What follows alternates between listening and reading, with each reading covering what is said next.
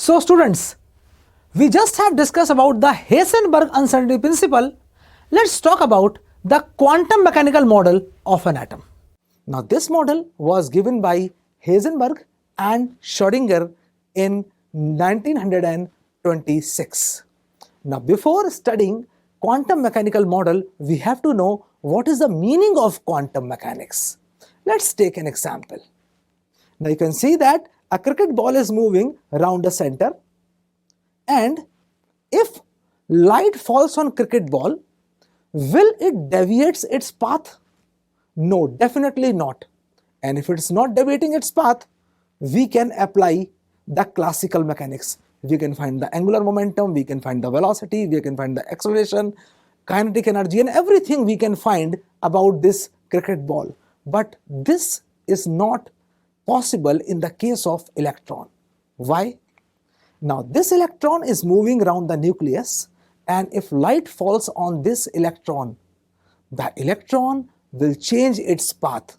As we studied in Heisenberg uncertainty principle, there will be an uncertainty in momentum as well as the position. So, according to de Broglie, if a particle is moving with the velocity v, then there will be a matter wave associated with it. Now what de Broglie is saying? There is the particle. De Broglie is locating the particle, right?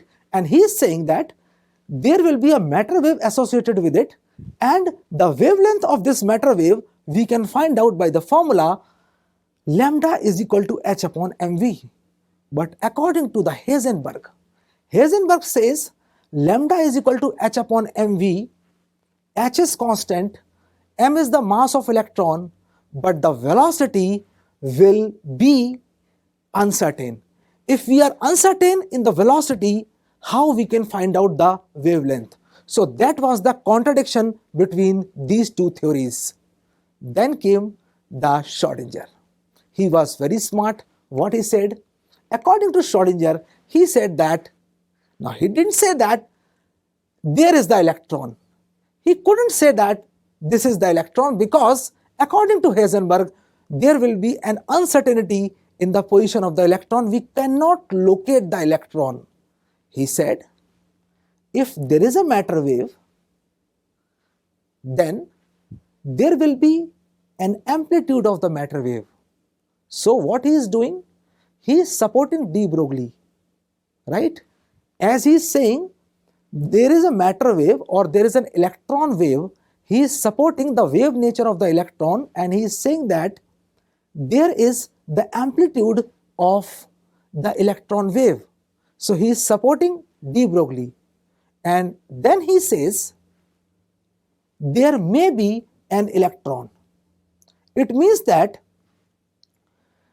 maybe an electron, the meaning of maybe an electron is there is an uncertainty to find out the electron.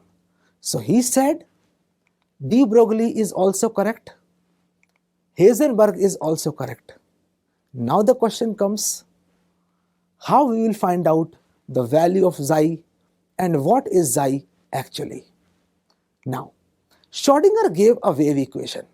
That wave equation was del 2 xi over del x square plus del 2 xi over del y square plus del 2 xi over del z square. This is a double differentiation of x, y and z into 8 pi square m upon h square multiplied by e minus v is equal to 0. Now what are all these things? X, y and z are three space coordinates.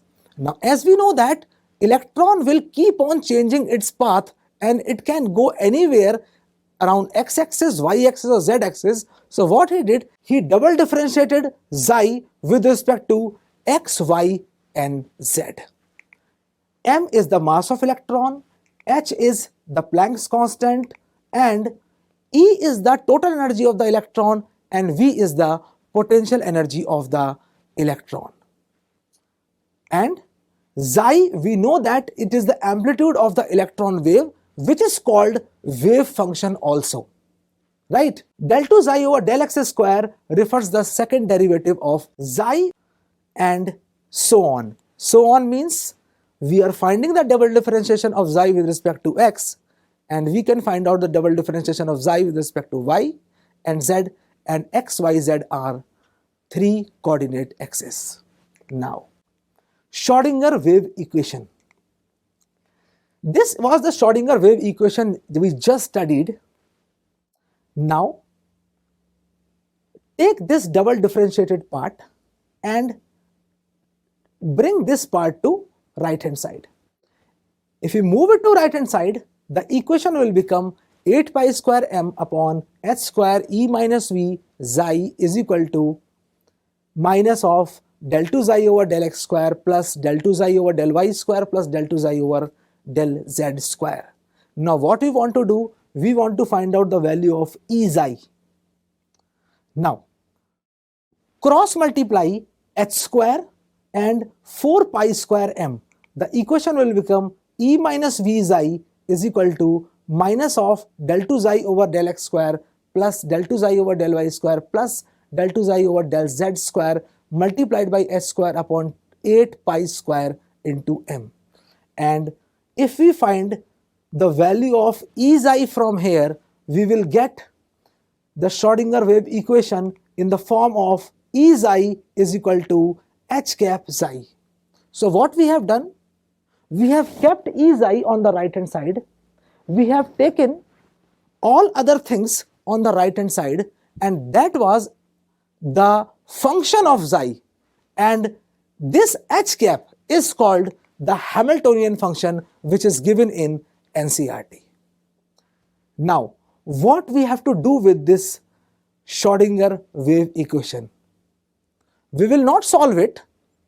This is not given in our curriculum to solve the Schrodinger wave equation, but when the Schrodinger wave equation is solved, we get the different values of xi. So we can find the values of xi with the help of Schrodinger wave equations. Some of the values are permissible, some are not, and each permissible values of xi corresponds to an energy level, and that energy level is called orbital. And we will discuss about orbital, shell, subshell and orbital in the later part of our lecture. So for now, xi corresponds to an energy level, and that energy level is called an orbital. Now this xi is called wave function, and this is the amplitude of the electron wave. Now this is the electron wave, this is xi, but since we get the imaginary values also of xi, that's why xi does not have any physical significance. But if we take a modulus of it and square it, then we will get probability density. This has some physical significance, and xi square tells us about the probability density. Means if the value of xi square is more, the probability of the finding out of the electron in that particular region will be more. So that is xi square. Xi square is called probability density, and xi is probability amplitude. Now let's move on to the main features of quantum mechanical model. The first feature was energy of electrons was quantized. He was also convinced with the Bohr that energy should be quantized. Second point was the existence of the permitted orbits, or now we will not call them orbits, there are shells, because electron is not moving in the circular path. Electron can go anywhere in x, y and z direction, but the energy of a particular shell is constant and energies are quantized. Now coming to the third point, exact position and the velocity we cannot find out by Heisenberg uncertainty principle. Therefore we cannot find out the trajectory of the electron, but we can tell about the probability density, that is a region where the probability of finding out of the electron is more. Now xi is the amplitude of the electron wave, and since we can have many values of xi, therefore we can have many type of orbitals. All the information of electron we can get by xi.